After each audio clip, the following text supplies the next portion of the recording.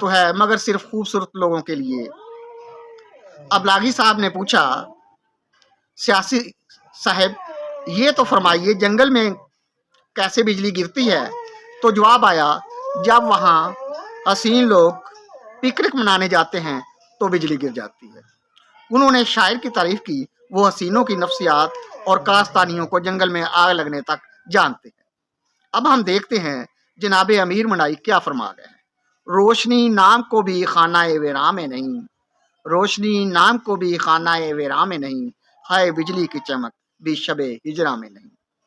ہمارے نقطہ نظر سے امیر منائی کا یہ شعر خالصتاً بجلی آتی ہے، اگرچہ اس ابلاغی نے اسے واپڈائی قرار دیا ہے۔ جب شاعر تنہا ہوتا ہے وہ اپنے ارد گرد اندھیرا ہی اندھیرا پاتا ہے۔